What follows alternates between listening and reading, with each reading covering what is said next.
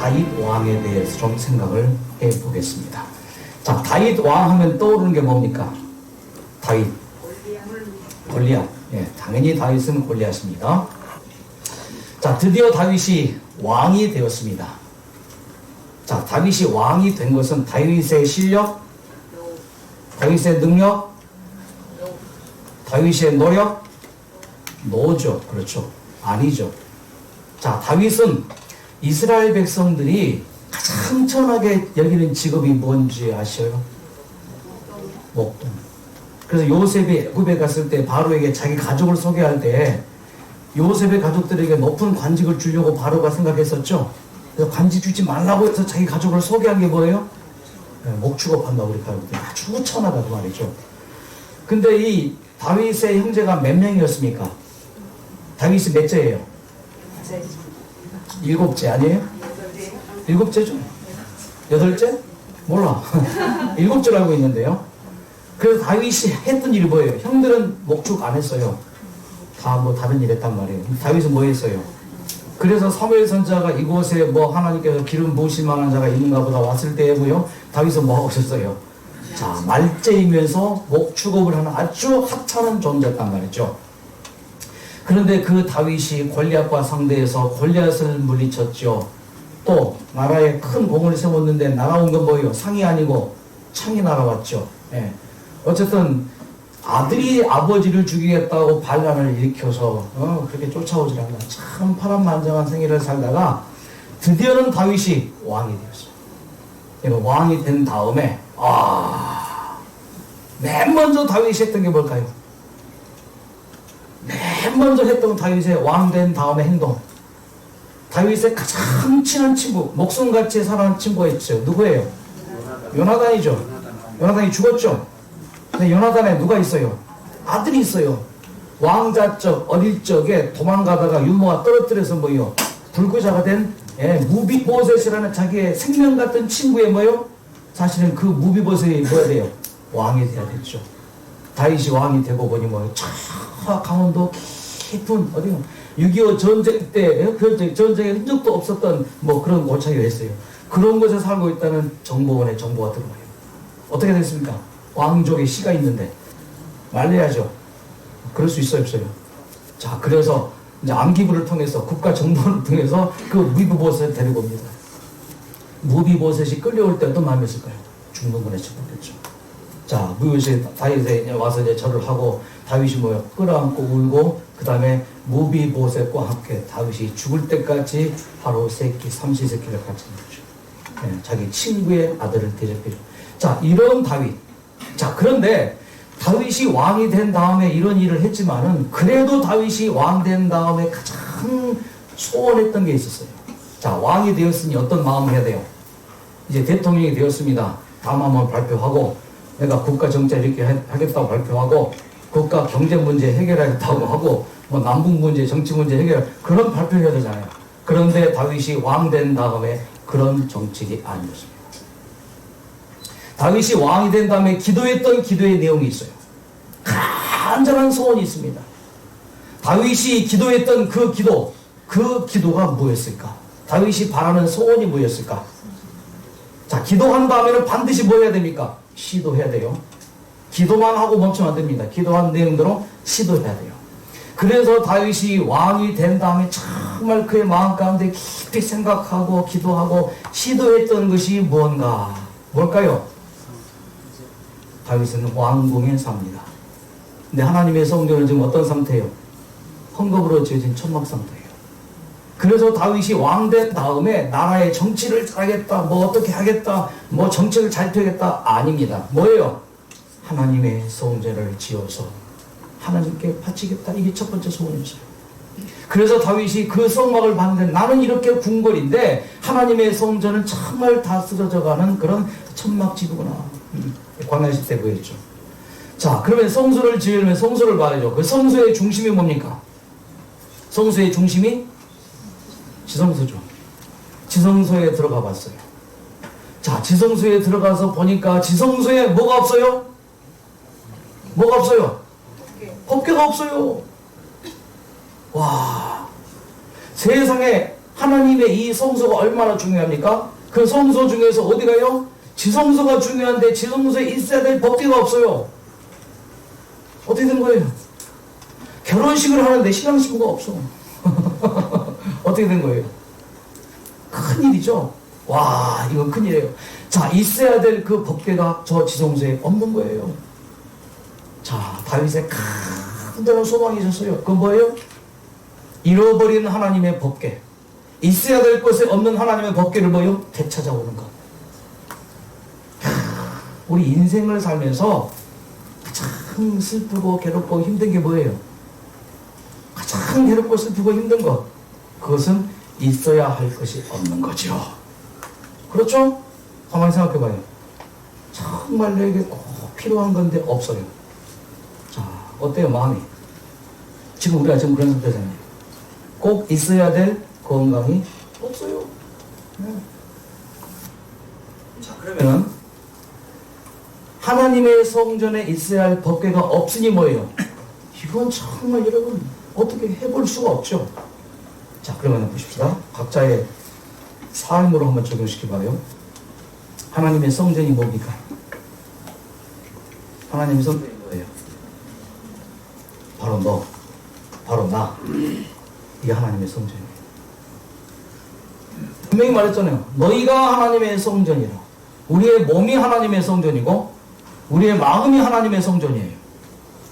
근데 우리의 마음에 반드시 있어야 될 게 뭐예요? 하나님의 법이죠. 하나님의 말씀이죠. 그런데 지난 과거를 살면서 이 하나님의 거룩한 성전에 무엇이 없었어요? 이스라엘 그 성소에 하나님의 법궤가 없던 것처럼 우리 인생의 이 성전에 뭐가 없어요? 하나님 말씀이 없어요. 하나님의 사랑이 없어요. 하나님의 법이 없어요. 그것도 모르고 우리가 한평생 사는 거예요. 꽤 많은 경우에 하나님을 믿고 교회를 다니는 그리스도인들 중에서도 교회는 다니는데 뭐예요? 하나님은 믿는데 교회 일은 하는데 교회 봉사하고 직분 맡고 심지어는 목사인데 장로인데 집사인데 성도인데도 그의 마음속에 뭐가 없다고요? 예수 그리스도가 없어요. 하나님이죠. 법궤는 뭐예요? 하나님 말씀, 예수 그리스도, 법, 하나님의 사랑이죠. 오늘 이 시간 한번 자신을 들여다보시기 바랍니다. 하나님의 성전된 우리의 몸과 마음이 없어요. 자, 이 문제를 어떻게 다윗은 해결하는가? 하나님의 법이 없고 하나님의 사랑이 우리에게 없어요. 나에게 없어요. 자, 왜 이스라엘에게 있어야 될 하나님의 법궤가 없게 되었습니까? 자, 이스라엘이 끊임없이 블레셋과 전쟁을 치릅니다. 전쟁이 쉽지가 않습니다. 이스라엘이 항상 열세겠죠. 그래서 기가 막힌 프로그램을 하나 짜냅니다. 그게 뭐예요? 하나님의 법궤를 가지고 전쟁에 나가서 전쟁을 하면은 이길 것이다. 그 아이디어예요. 실로에 있는 법궤를 이제 가져다가 뭐예요? 이제 전쟁터로 법궤를 가지고 갑니다. 여호와의 언약궤가 진영에 들어오매 온 이스라엘이 큰 소리로 외치니까 뭐예요? 자, 트라우마입니다. 여리고성을 함락할 때 이스라엘 백성이 법궤를 메고 어떻게 했어요? 그 소문이 가나안 땅에 다 퍼졌고 요 블레셋 땅에도 뭐예요? 이미 알고 있었죠. 그러니 블레셋 사람들이 법궤를 메고 들어와서 큰 소리 외치니까 땅이 울리니까 뭐예요? 블레셋 사람들이 두려워하고 화로다. 와, 전날에 이런 일이 없었도다 하면서 어디요? 무서워합니다. 야, 이제 법궤가 드디어 이스라엘 진영으로 들어왔는데 블레셋이 정신을 차립니다. 자, 너희 블레셋 사람들아, 강하게 되며 대장부가 되어라. 블레셋 한 장군이 외칩니다. 예. 히브리 사람의 종이 되기를 그들이 너희 종이 되었던 것 같이 되지 말고 대장부 같이 되어 싸우라. 블레셋 사람이 외쳤더니 이스라엘이 패하여 각기 장막으로 도망갔고 살육이 심해서 이스라엘 보병에 엎드려진 자가 3만 명이 죽어버렸어요. 하나님의 교회는 뭐 했고? 예, 또 뺏겨버려. 블레셋 사람들이 법궤를 뺏어가지고 뭐예요? 어디로 가져갑니까? 다곤 신전으로. 다곤 신전은 어떤 곳이었습니까? 삼손. 그래서 뭐예요? 근데 이 다곤 신전 그 신상 앞에다가 법궤를 딱 놨는데 다음날 보니까 어때요? 법궤 앞에 다곤 신상이 어떻게 되어 있어요? 목이 부러져 있고 손이 부러져 있고 그렇게 된 거예요, 이게. 그러니까 뭐요? 와, 저주로다. 그래서 뭐요? 이 블레 사람들이 이 법궤를 이제 옮겨 버리죠, 들어. 과거에 이런 일이 있었잖아요, 이것에서. 그래서 하나님 법궤를 빼앗은 블레셋 사람들이 이 법궤를 어떻게 합니까? 자, 이스라엘 신의 궤를 보내어 그 있던 곳으로 돌아가게 하고, 그래서 법궤를 누군가에 의해서 메워서 돌려보냅니다. 그런데 베세메스 사람들이 여호와의 궤를 뭐요? 여러분, 여호와의 궤를 들어가 보면 돼야 안 돼요? 하나님을 보고 살 자가 있어요, 없어요? 하나님을 봐버린 거예요. 3만 70명이 죽어버렸어요. 5만 70명이. 그래서 이 법궤가 기랏 여아림 주민에게 보내어 이르되 블레셋 사람이 여호와의 궤를 도로 가져왔으니 너희는 내려와서 그것을 너희에게로 옮기라. 어디로 왔다고요? 기랏 여아림. 자, 하나님의 이 소중한 법, 이건 중요합니다.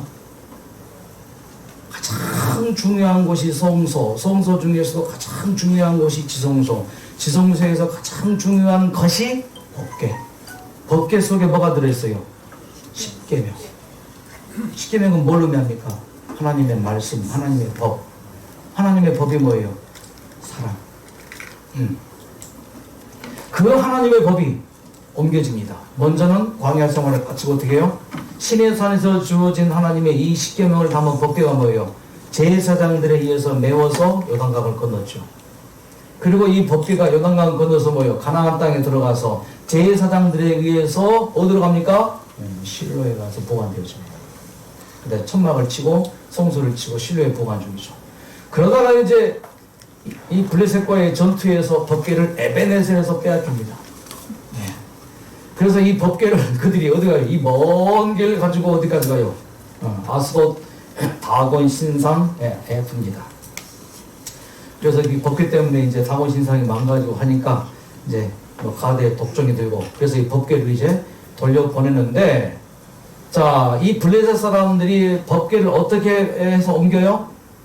짐승에 의해서 수레를 끌게 하고 그 수레에 법궤를 올리고 이제 끌어 보냅니다. 베스메스에서 5만 70명이 법궤를 들어가보고 죽었죠. 그래서 이 법궤가 어디로 가요? 기랏 여아림 아비나답 집에 갑니다. 아비나답 집에 법궤가 이제 보관 중에 있습니다. 자, 그래서 이 아비나답, 실제 이게 아비나답 그 기랏 여아림 이제 지형인데, 여기에 이제 아비나답 집이 있고 이곳에 기랏 여아림 아비나답 집에 법궤가 보관이 되어지게 됩니다. 자, 저 법궤가 이제 보관되어지는 이 법궤가, 자, 다윗이 이 법궤를 뭐예요? 왕이 되자 옮겨오고 싶어 했던 거예요. 그래서 이 법궤를 이제 옮겨 놓습니다. 그래서 아비나답 집에 들어갔고 엘리야사를 거룩하게 구별하여 여호와의 궤를 엘리야사로 하여금 지키게 이제 했던 것입니다. 그래서 이제 사무엘하 6장을 보면 다윗이 이제 몇 명을 이제 이끌고 가요. 법궤를 옮겨오기 위해서. 자그마치 몇 명이요? 3만 명. 3만 명. 3만 명을 이제 데리고 가서 법궤를 옮겨오는데, 다윗이 법궤를 옮겨올 때 어떤 방법을 써요? 똑같이 블레셋 사람들이 보는 것 똑같이 뭘 써요? 소를 이제 잡아서 이렇게 끌게 하고 수레를 끌게 합니다. 그래서 사건이 터지죠. 무슨 사건? 법궤가 이렇게 움직입니다. 송아지들이 소들이 이렇게 하니까 뭐요? 덜컹덜컹 하다 법궤가 떨어지려니까 우사가 딱 법궤를 붙잡아서 뭐요? 죽죠. 다윗이 참 마음이 즐거웠어요. 왕이 된 다음에 가장 소망했던 소원이 이루어지는 순간인데 큰 사고가 터집니다. 그래서 다윗이 생각합니다. 도대체 왜 그럴까? 여러분, 하나님의 잃어버린 법궤를 되찾는 것 필요하죠. 우리의 마음에 없는 하나님의 법을 다시 되찾는 것, 하나님 말씀을 다시 내 마음속에 받아들이는 것 소중하죠. 하나님의 법궤 잃어버린 걸 옮겨오는데, 찾아오는데 왜 이런 일이 벌어졌을까? 다윗이 고민하지 않을 수 없습니다. 분명히 함께 해야 되는데. 그래서 그 사고 난 이후에 법궤가 어디로 옮겨집니까? 오벳 에돔이라는 집으로 갑니다. 오벳 에돔. 자, 여호와의 궤가 가드 사람 오벳 에돔의 집에 석 달을 있었는데 여호와께서 오벳 에돔과 그의 온 집에 복을 주시니라. 와, 법궤로 말미암아 어떻게 했어요? 오벳 에돔 집이 석 달 동안 큰 복을 받아들였어요. 어떤 집에는 법궤가 저주가 됐고 어떤 집에는 법궤가 축복이 됐고 어떤 사람에게는 하나님의 말씀이 축복이 되는가 하면은 어떤 사람에게는 하나님의 말씀이 저주가 돼요. 누구 문제예요?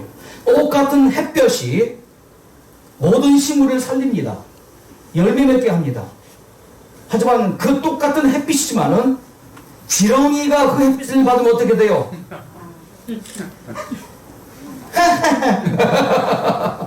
똑같은 햇빛이지만 뭐예요? 식물들은 더욱더 싱그러워져요. 열매 맺고 자라나요. 똑같은 햇빛이지만 뭐예요? 저 음지 식물들은, 음지 동물들은 뭐예요? 똑같은 하나님 법이지만 뭐예요? 내 마음이 양지면 뭐예요? 그 법이 나에게 축복이 되죠.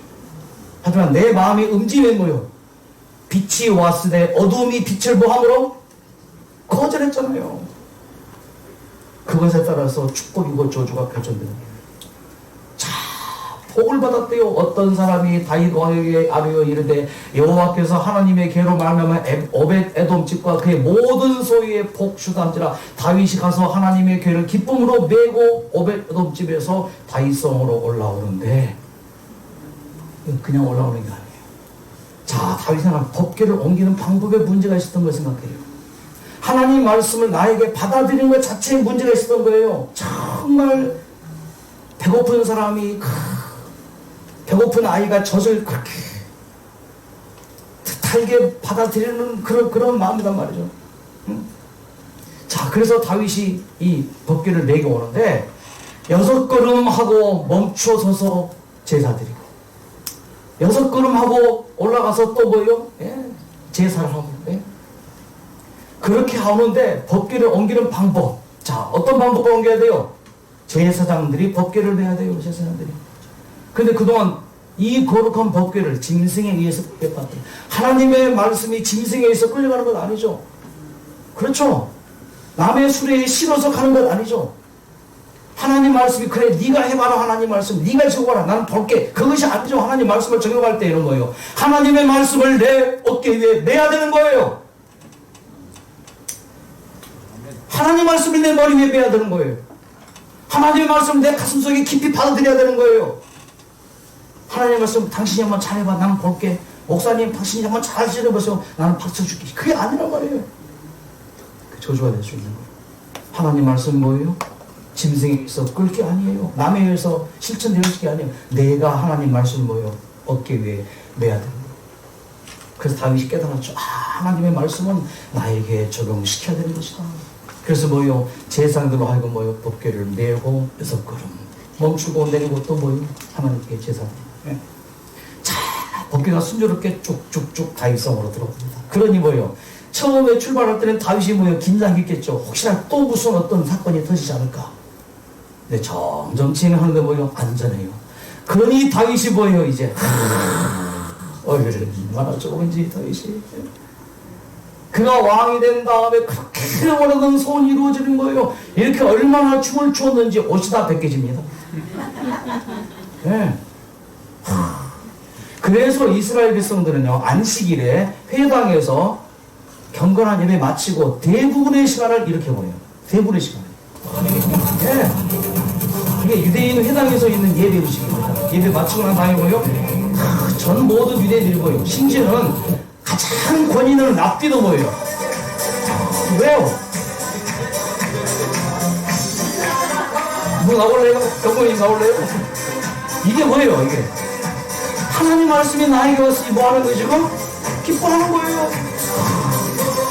여러분 이스라엘에 이 큰 축제에는요 한 회당에 수많은 사람이 모여가지고요 여기 다 랍비들입니다. 일반 성도들이 저기고 유대인들이요 여기 앞에 거룩한 랍비들이 모여요.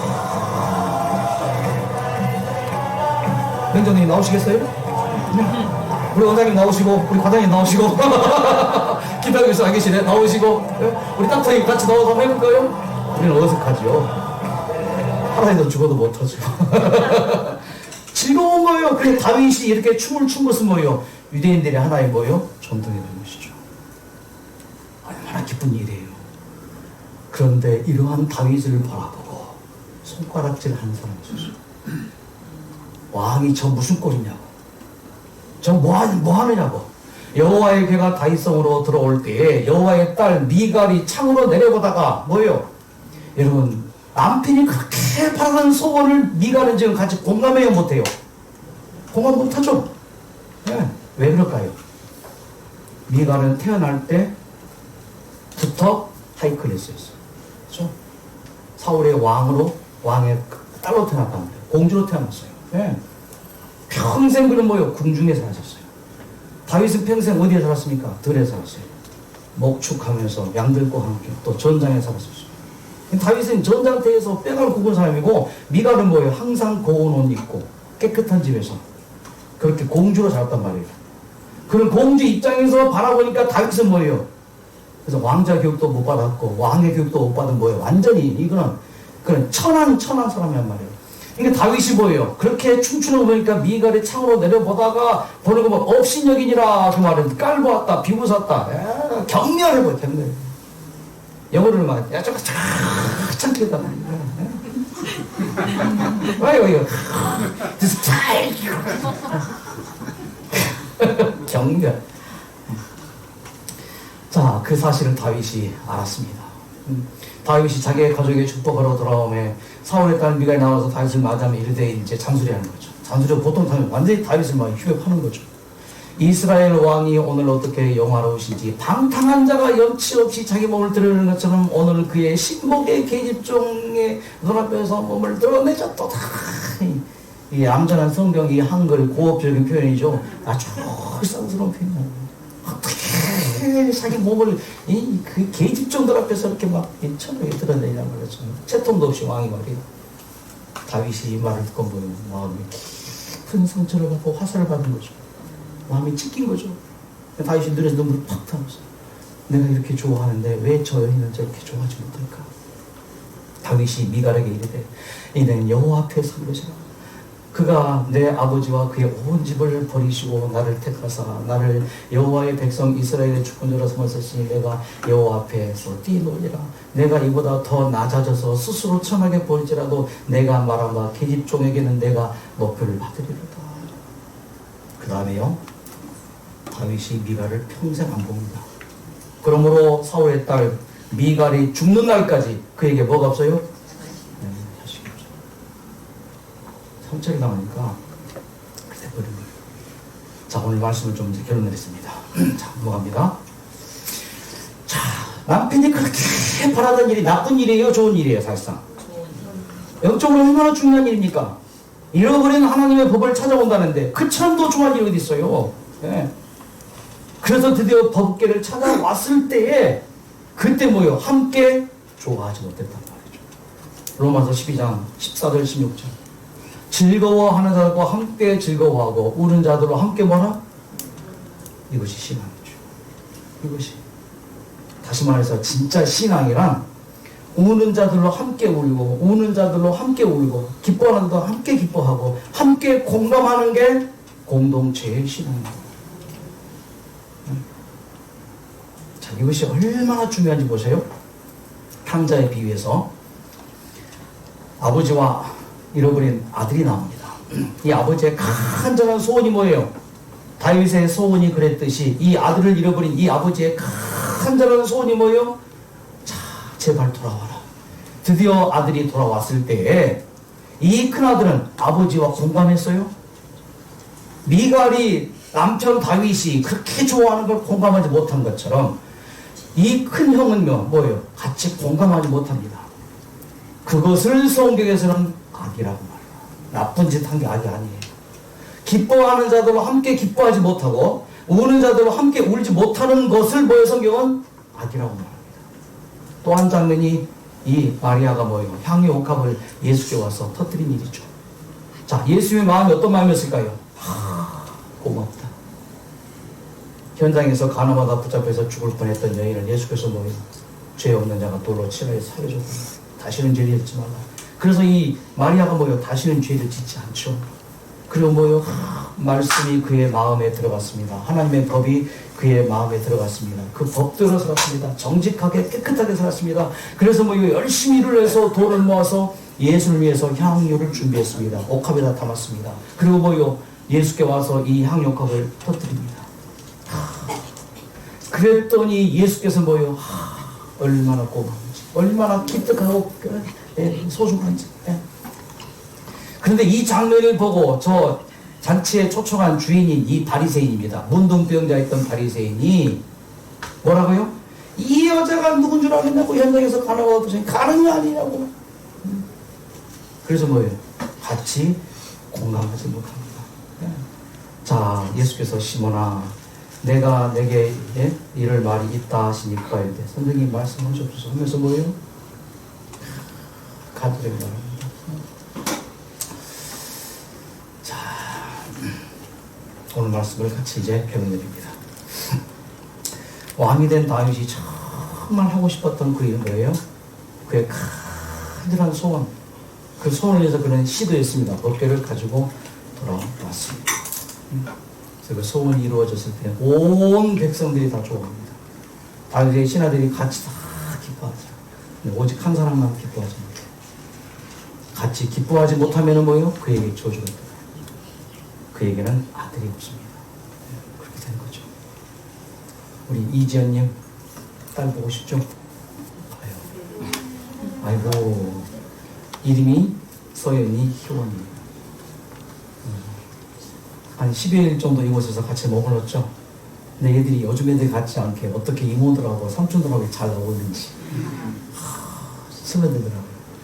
그러면서 떠나면서 함께 어울렸던 사람들에게 다 편지를 써줬어요. 희서 삼촌 안녕하세요. 희서 삼촌 저 세윤이에요. 짧은 시간이지만 삼촌이랑 같이 무화과 밭도 가고 여러 곳을 많이 다닐 수 있어 재밌었고 좋았어요. 삼촌 덕분에 차를 타고 다닐 수 있어 감사합니다. 다음에 올 때 더 건강한 모습으로 뵈면서 안녕하세요 희원이에요 쭉 하면서 또 영희 이모 하면서 예쁜 영희 이모 쭉 편지 쓰고 한 사람마다 다 지정이 이모 선미 이모 또 누구예요? 청자 이모 효원의 이모 다 특색 있게 그림을 그려가면서 얼마나 아이고 운다. 참 애들 잘 키웠어요. 영양선 선생님, 서대도 목사님 잘 그렸죠. 꽃스머리 안경에 이야 멋지게 그렸다. 우리 이민표님에게는 한 장으로 주지 않고 표지가 이겁니다. 민표 이모를 위한 작은 마음 하면서 선물을 이렇게 포장을 해서 첫째 페이지가 이겁니다. 마음. 두 번째 페이지가 이거예요. 민표 이모의 시가 최고예요 하면서 촛불도 켜주고 꽃바늘이 나와가지고 민표 이모 안녕하세요. 저 희원이에요. 밑에 캐릭터 그러면 되겠잖아요. 벌써 저희가 가야 한다고 아주 손에 이모 건강히 나와서 꼭 행복하고 예쁘고 와요. 사랑합니다. 희원이. 민표 이모 안녕하세요. 저 세연이에요. 짧은 시간이지만 여기서 이모 만나고 보면서 정말 좋았어요. 이모 친식 때 이모와 이모이 씨와 말씀을 들으면서 정말 슬프면서도 이모가 대단하다고 생각했어요. 그래서 이모의 친식 때 정말 슬프고 속상했어요. 이모가 전 다시 다 나으셔서 다시 건강해질 수 있다고 생각해요. 이모가 다 나으실 때까지 저도 응원할게요. 화이팅 힘내세요. 2019년 7월 27일 토요일 이모를 응원하는 서연이 얼리. 방에서 듣고 계시겠죠? 그러면서 얼마나 기특한지 이 편지를 즐거워하는 자들과 함께 즐거워하고 우는 자들과 함께 울어. 제가 목회했던 교회입니다. 오전교회에서 95년부터 96년까지 목차의 고장이죠. 참 아름다운 곳입니다. 그래서 이제 목회를 했는데 전임 목사님의 교회를 잘 지어놓고 하셨어요. 그래서 정말 좋은 교회에서 행복하게 목회를 했습니다. 그 보성교회 김순이라고 이름하는 여집사님이 계십니다. 만나는 사람마다 항상 뭔가를 주고 싶어요. 그런 가진 것 없는 가난한 여인입니다. 그런데 뭐가 있는지 그렇게 줘요. 줘도 또 주고 하나님께서 그녀로 하여금 줄 수 있도록 계속 누군가 통해서 공급해줘요. 그래서 그를 통해서 전도된 사람이 100명이 있는 거예요. 100명이 있는 거예요. 평생. 그것도 그냥 100명이 아니고 다 교회에 충실하게 다니는 사람만 100명이 있는 거예요. 교회 갔을 때 그분에게 마음에 슬픔이 있었습니다. 26살 된 아들이 집을 나가버렸어요. 그 집 나간 아들이 16년째 소식을 끊고서 이렇게 훌륭한 어머니의 신앙인데 그 아들은 집을 나가서 소식을 끊어버리는 거예요. 돌아오지 않습니다. 이 어머니의 유일한 소원은 제발 집 나간 그 자식 돌아오게 만들어줘. 그 자식이 잘한 게 뭐가 있어요? 그냥 소식 끊어버려 집 나가버린 거. 장자인데도 2006년 새해를 맞이하면서 기도했습니다. 하나님, 올해는 내 아들을 꼭 돌아오게 해주세요. 딸이 중국 선교를 하고 있었는데 2005년 연말쯤에 중국에 가 있었어요. 2006년 새해를 중국에서 맞이하면서 기도하기를 하나님, 올해는 내 아들 꼭 돌아오게 해주세요. 근데 2006년 1월 어느 날 아들이 왔어요. 소식이 왔습니다. 서울 어느 병원 중환자실이래요. 급하게 귀국해서 가보니 반신불수가 되었다. 말도 못하고 반신불수가 돼서 움직여 침대에 꼼짝없이 누워있어요.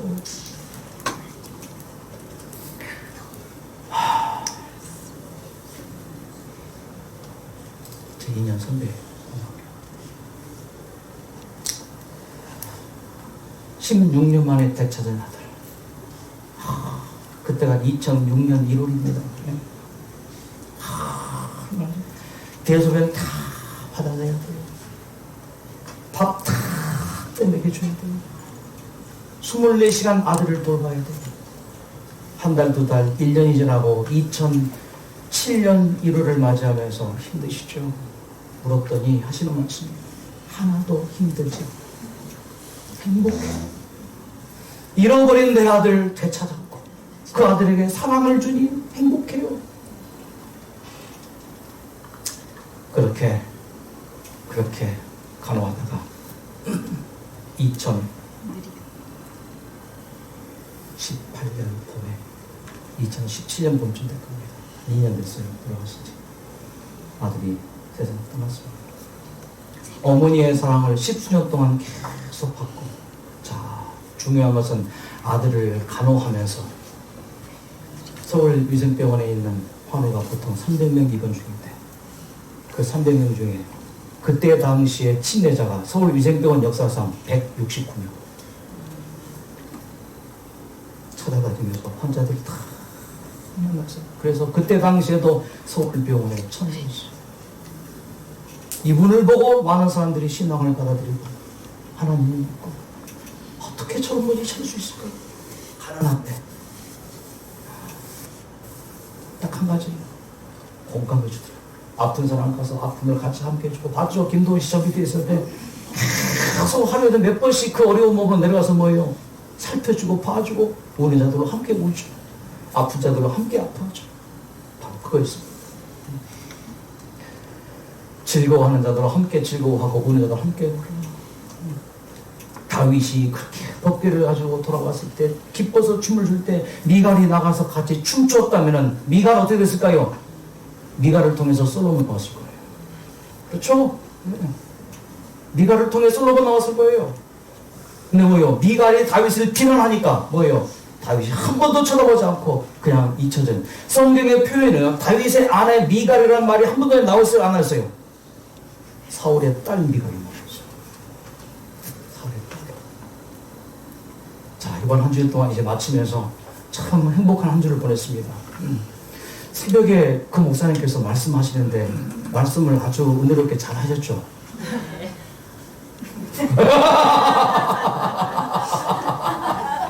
미편이 이게 계셨네. 예. 저녁에 참 재밌었죠. 말씀에 진한 감동받고 또 즐겁게 놀고 노래하고 춤추고, 예.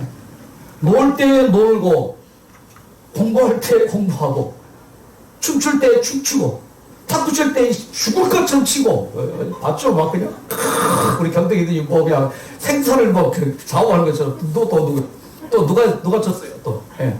아주 얼굴이 굳어지더라고요. 아니, 싸늘하게. 그렇게 해야죠. 야, 게임이, 여기들이 저기서 얼굴 표정이 굳었어. 야, 지니까 막 하면서 겉으로는 웃는 척 하니까 웃는 게 아니더라고, 속으로. 그래야 돼요. 놀 때 놀고, 공부할 때 공부하고, 기도할 때 진하게 기도하고, 예. 웃을 때 실컷 웃고, 그렇게 삽시다.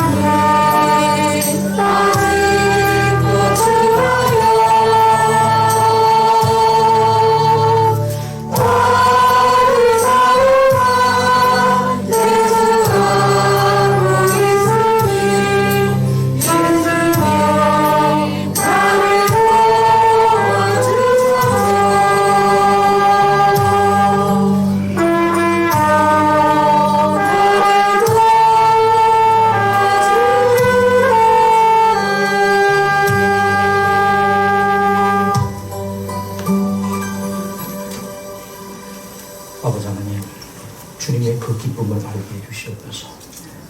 주님께서 무엇을 기뻐하시는지 공감하게 해주시옵소서. 미갈이 남편의 기쁨을 몰랐습니다. 바리새인은 예수님의 기쁨을 몰랐습니다. 마리아의 간절함을 몰랐습니다. 큰아들은 동생이 돌아왔을 때 그 아버지가 얼마나 기뻐했는지를 몰랐습니다. 그것이 악이고 그것이 불신앙인 것을 깨닫게 됩니다. 주님이여 도와주시옵소서. 이제 함께 기뻐하게 해주시고 함께 슬퍼하게 하시고 함께 울게 하시고 함께 웃게 하게 해주셔서 이 공동체를 이루는 우리 모든 하루들 꼭 건강 회복하고 하나님의 뜻이 완전히 이루어지게 축복해 주시옵소서. 이 밤 잠잘 때 주님의 치료의 능력이 급속히 우리 모든 환들 병시에 임하여 주셔서 몸에 벽드는 병감 되게 해주시기를 예수님의 이름으로 간절히 기도드립니다.